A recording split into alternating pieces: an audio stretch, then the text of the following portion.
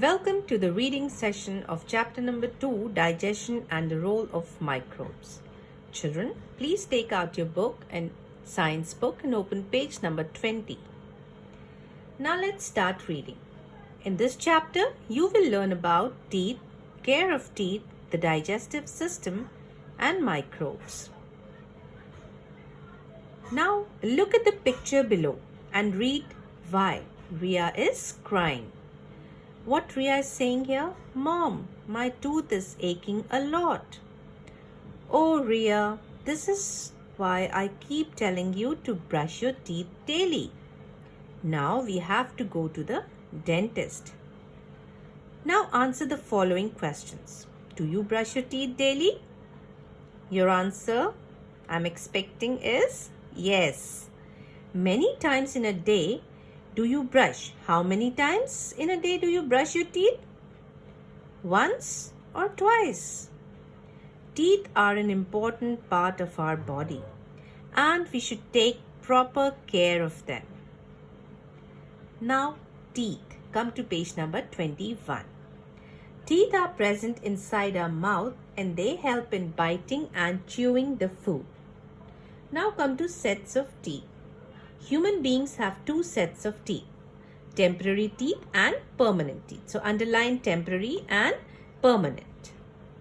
Temporary teeth are also called as milk teeth and permanent teeth are usually 32 in number. And how many temporary teeth are there? They are 20 in number. They are the first set of teeth that appear in a child's mouth. Now come to types of teeth. Teeth are mainly needed to bite and chew the food. According to their function, teeth are of 4 types: incisors, canines, premolars, and molars. Now underline incisors here. Teeth are 8 in number. Incisor teeth are how many in number? 8. And 4 in each jaw. 4 in the upper jaw, 4 in the lower jaw. And they are used for cutting and biting the food. See the diagram here. Observe the diagram carefully while reading the text. Canines are 4 in number, 2 in each jaw. We have 1 canine on both sides of the incisors. Canines are sharp and are used for tearing the food. In flesh-eating animals, canines are bigger and sharper so that they help the flesh-eating animal to tear the flesh easily. So that is why canines are more sharper in flesh-eating animals. Now let's come to premolars here. Premolars are 8 in number, 4 in each jaw. Underline premolars here. These are broad teeth next to canines. Premolars help to crush and chew the food. Now come to molars. They are 12 in number. They are bigger and flatter and they are broader with upper surface to chew and grind the food well. Out of 12 molars, 8 grow first, 2 on each side of the premolars. 4 more molars grow later. So how many molars are there in number? 12 molars are there in number. Total 12 molars are there.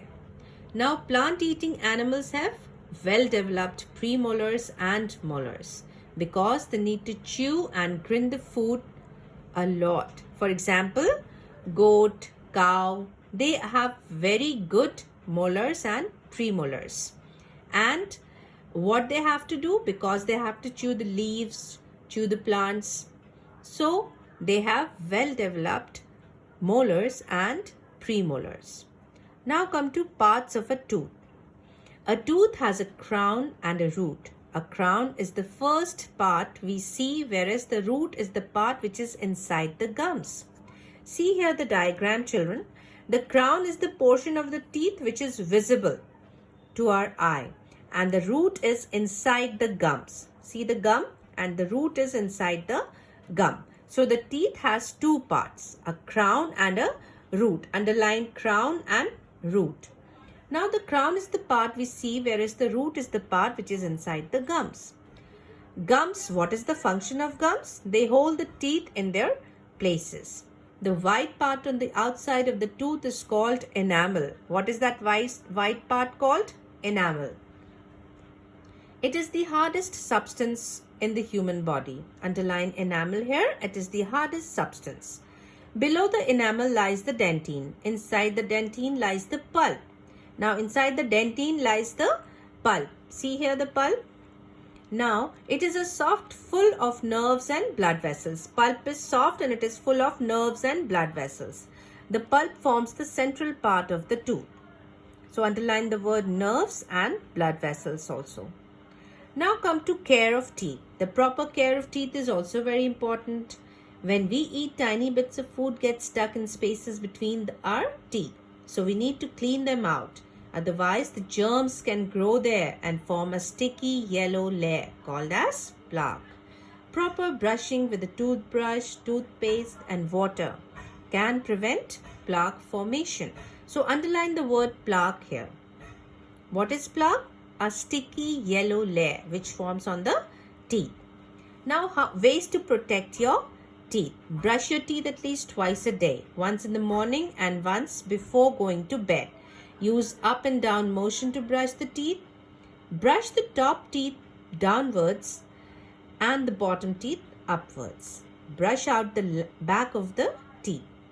Brush the flat surface of the premolars and molars. Use the tongue cleaner to clean the tongue. So that is how we should brush our teeth. So we should rinse our mouth well after the meals. Eat food that is healthy for teeth and gums. That is milk, eggs, curd, green vegetables. Avoid eating too many sweets, sugary snacks and soft drinks.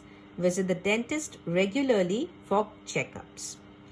Calcium is very important for strong teeth. Underline the word calcium here.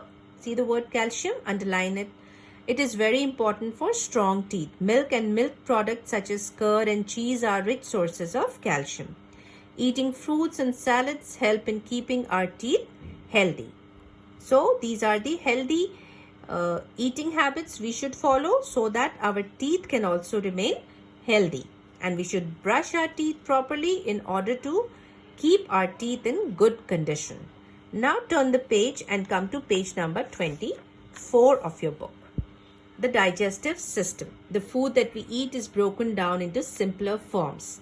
These simpler forms of food gives energy that can be used by our body.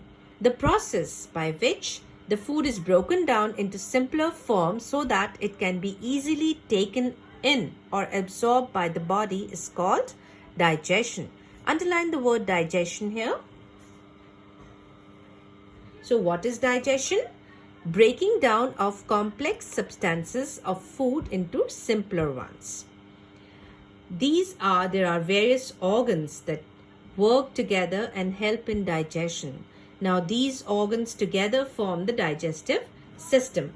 All these organs together form the digestive system. Now process of digestion. The process of digestion starts with mouth. The process of digestion starts in the mouth. Here the food is broken down by biting and chewing. This chewed food mixes with a liquid called saliva, which helps in digestion. Next is food pipe, that is esophagus.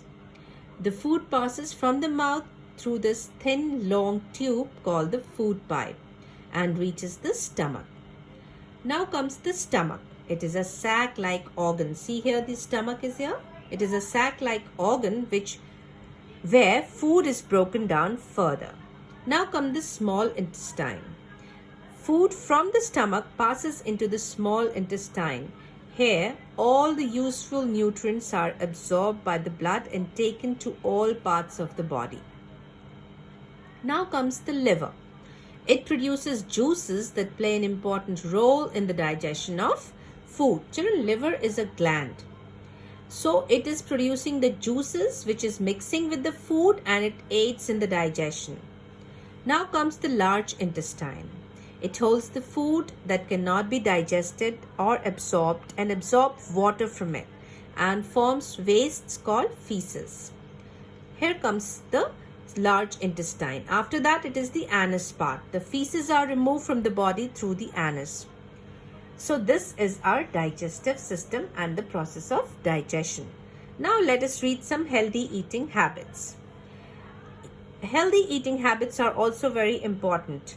Some healthy eating habits are given below. Chew the food well and do not swallow it whole. Eat fruits and vegetables every day. This will provide your body with minerals and vitamins as well as dietary fiber. Always wash your hands before and after the meals. Rinse your mouth well after the meals. Always try to eat a balanced diet. Always eat fresh and well-cooked food.